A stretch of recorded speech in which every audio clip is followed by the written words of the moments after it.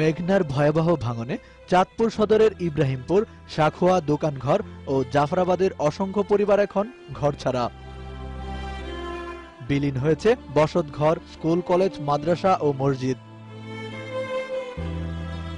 সম্প্রতি এসব অঞ্চলের ভাঙন রোধে শুরু হয়েছে ১৫৫ কোটি ৭২ লাখ টাকা ব্যয়ের প্রকল্প। ব্যাপক উৎসাহ উদ্দীপনায় চলছে মাটি ভরাট, জায়গা সমান করা ও ব্লক তৈরি সহ অন্যান্য কাজ। তবে মান বজায় রেখে যথাসময়ে কাজ শেষ করার দাবি এলাকাবাসীর।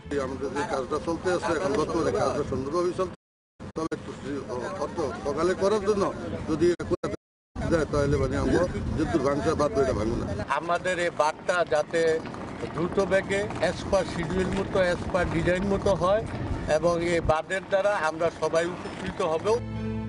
এদিকে প্রকল্প বাস্তবায়ন করতে গিয়ে ক্ষতিপূরণ পাননি বলে অভিযোগ করেছেন অনেকেই। আমরা কিন্তু স্যার এখানে ফার্স্ট টাইম আমাদের ঘর ছিল, ঠিক আছে, ঘরটা ছিল, ঘরটা এখান থেকে ভাঙা আমরা এবারে আনছি, কিন্তু তারা আমাদের কোনো একটা ক্ষতিপূরণ দেয় নাই।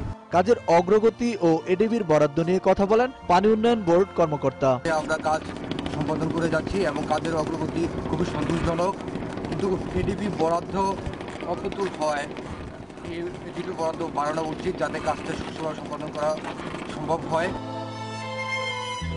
এই প্রকল্প বাস্তবায়ন হলে রক্ষা পাবে নদী এলাকার হাজারো পরিবার এবং চাঁদপুর সেচ প্রকল্পের ৬০০ কোটি টাকার ফসল। আব্দুর রাজ্জাক, দিগন্ত নিউজ ডেস্ক।